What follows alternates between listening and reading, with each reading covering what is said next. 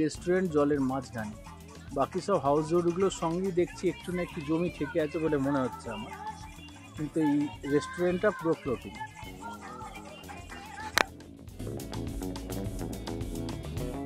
চলুন ঘুরে দেখি শিকারা রাইড করতে করতে পুরো একটি ভাসমান বাজার এবং সোনমার্গের কিছু অংশ।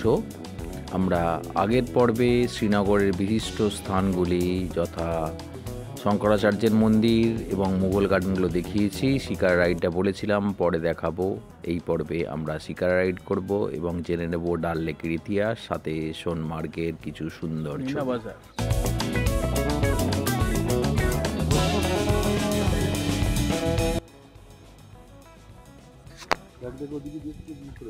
আমরা শিকারা রাইড শুরু করলাম।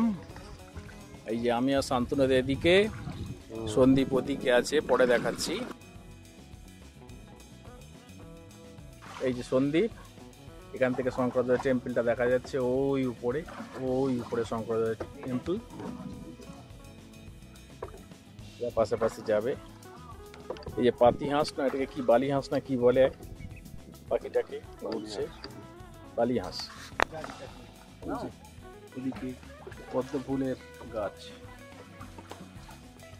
আরো আছে। ডাল লেক অপরিষ্কারই বেশি দেখা যাচ্ছে।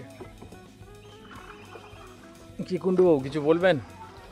আমি আর কি বলবো, আমি ডাল লেকে আগেও বোটিং করেছি, এখনো করছি। ডাল লেকে বোটিং করলে একটা আলাদা একটা চার্ম আছে। এখানে একটা বোটিং করলে কিরম একটা মনটা কিরম উদাস হয়ে যায়, মানে আমার ভালো লাগে বোটিং করতে। আমি ওই জন্যে বিভিন্ন সমস্যা থাকা সত্ত্বেও আমরা বোটিং করতে রাজি হয়ে গেলাম। ওই যে হাউস বোট ঠিক করা হচ্ছে ওখানে। হ্যাঁ হ্যাঁ,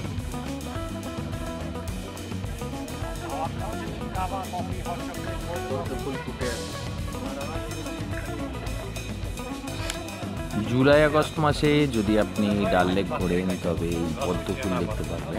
পদ্ম ফুল দেখলাম।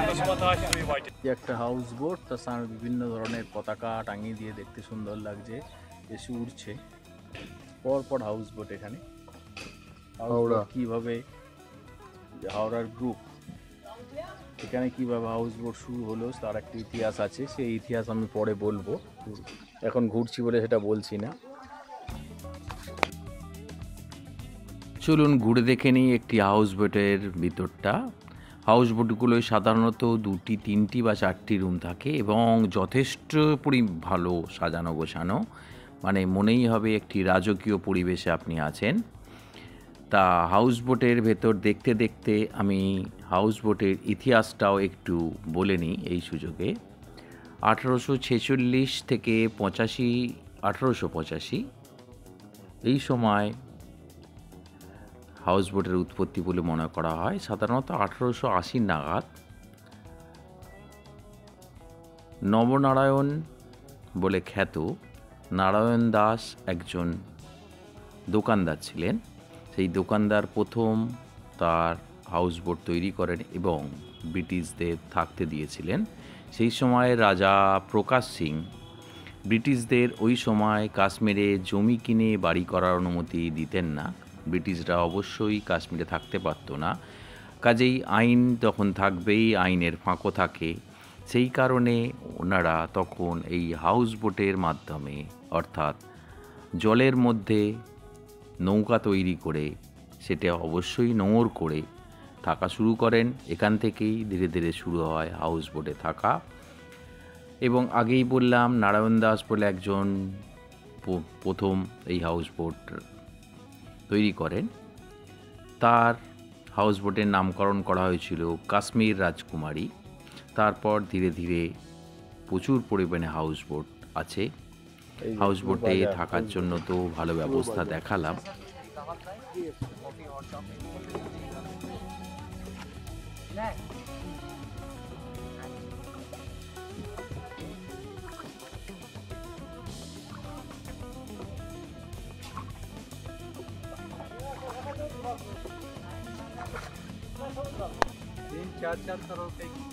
एक एक हाउस बोट 3-4 এটাকে বলা হয় গোল্ডেন লেক। মানে হাউস বোটের এক একটার দাম বলছে 3 থেকে 4 কোটি। Can you imagine mister Kundu? আমি কিছুই তো জানি না, কিন্তু বোথ এটা আর শুনে মিস্টার আরো কুন্ডু। আরো এটা শুনে নিজেকে কিরকম একটা ক্ষুদ্র মনে হলো। এখানে এসেছিল মনে হচ্ছে কাল। ডাল লেকের অনেক শাখা পোশাখায় বিভক্ত বলে আমার মনে হয়েছে। যেটা দেখতে পাচ্ছি মাঝে মাঝে ছোট ছোট দ্বীপ তৈরি হয়েছে, সেই দ্বীপের গায়ে গায়ে সব হাউস বোটগুলো আছে। অ্যাকচুয়ালি ঝিলাম নদী তো এটা থেকে সে মিশছে আর কি। আর ওই দিকটায়, পিছন দিকটায় আছে, ওই দিকটাতে অনেকখানি দেখেছিলাম যে বড় জায়গা। নেই নেই নেই নেই। বিভিন্ন ধরনের হাউস বোট, বিভিন্ন মানের, যেমন মান তেমন তার থাকা খাওয়া খরচা।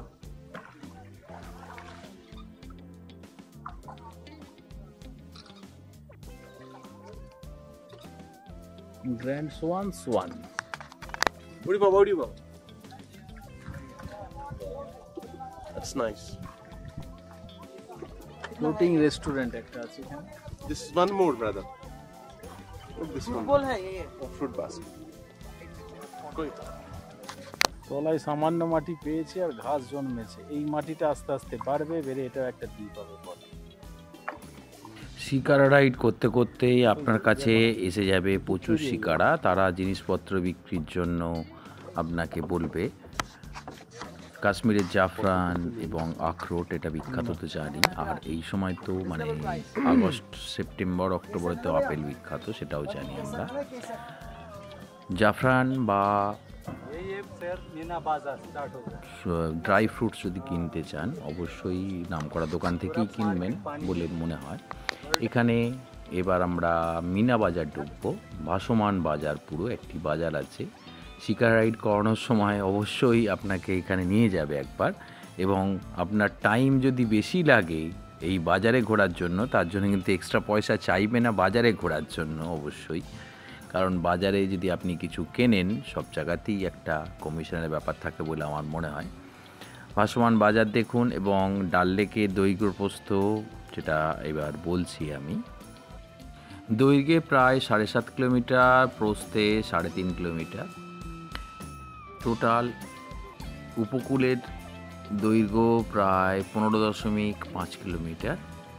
আর হ্রদটি প্রায় 18 বর্গ কিলোমিটার অঞ্চল জুড়ে বিস্তৃত, যা 21.1 বর্গ কিলোমিটার প্রাকৃতিক জলাভূমির অংশ। এখান থেকে কুমির বেরিয়ে আসবে না তো?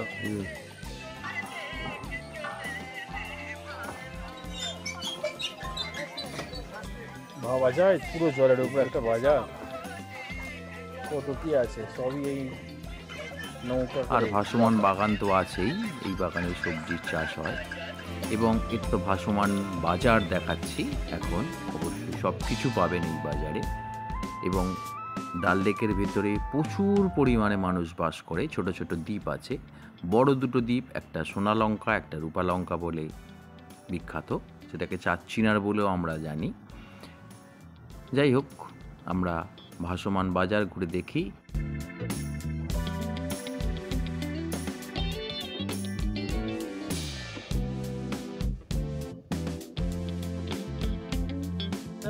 পুরো একটি রেস্টুরেন্ট জলের মাঝখানে। বাকি সব হাউস বোটগুলোর সঙ্গেই দেখছি একটু না একটু জমি থেকে আছে বলে মনে হচ্ছে আমার, কিন্তু এই রেস্টুরেন্টটা পুরো ফ্লোটিং।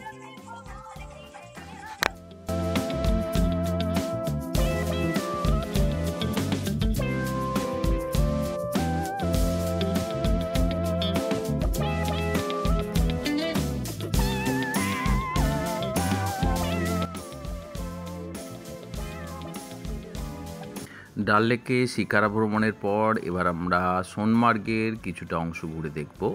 আমরা অমরনাথ যাত্রা করে ফেরার পথে সোনমার্গের দৃশ্য কিছু দেখাবো। ওই দূরে জজিলা টানেল তৈরি হচ্ছে।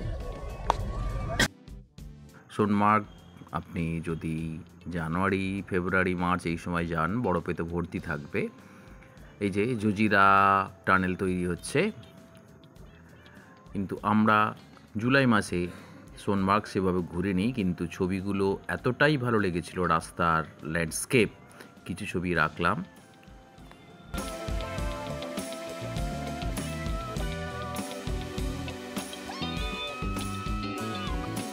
এটাকে অনেকেই সিন্ধু নদী বলে, অ্যাকচুয়ালি এটা সিন্ধ নালা, কারণ সিন্ধু নদী ওখানে যে আমরা লাদাখ যেতে দেখি সিন্ধ এবং জাসকার, তার সঙ্গে কিন্তু এর সম্পর্ক নেই।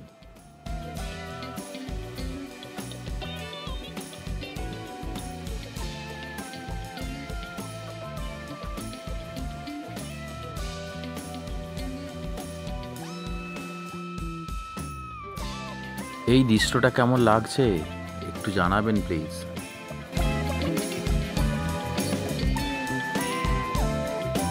সোনমার্গ বা সোনামার্গ, অ্যাকচুয়ালি এটাকে সোনামার্গ বলেই বিখ্যাত, কারণ তৃণভূমি, এখানে সূর্যের আলো পড়ে সোনার মতো মনে হয়, ওই জন্য এর নাম সোনমার্গ বা সোনামার্গ।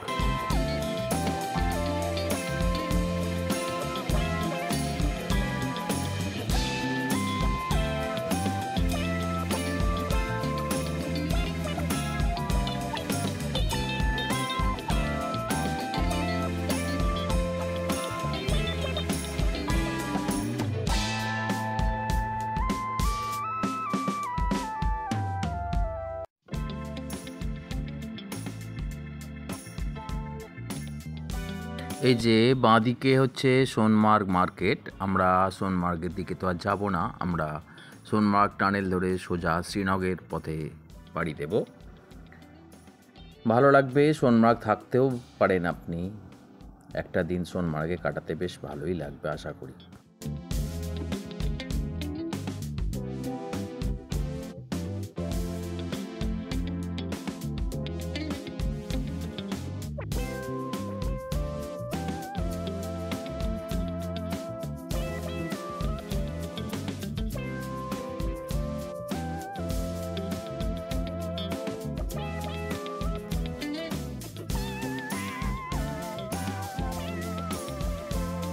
দু সালে এই জানুয়ারি মাস থেকে সোনমার্গ টানেল চালু হয়, যার ফলে আমাদের জজিলা যাওয়ার রাস্তা অর্থাৎ অমরনাথ যাত্রার পথ অনেক সুগম হয়েছে।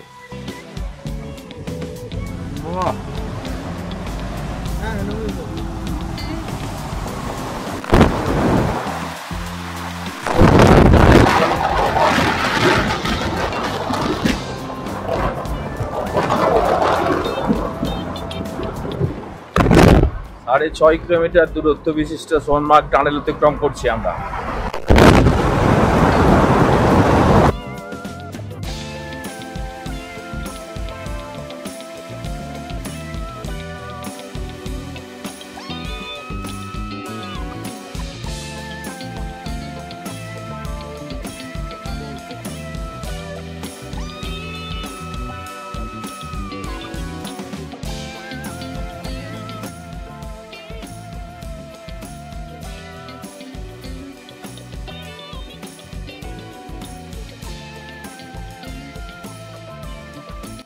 টানেল পার করে শ্রীনগরের দিকে এসেই আমরা আপেল গাছ দেখতে পেলাম। আপেল গাছের ভিডিও পরে গুলমার্গের সঙ্গে দেব।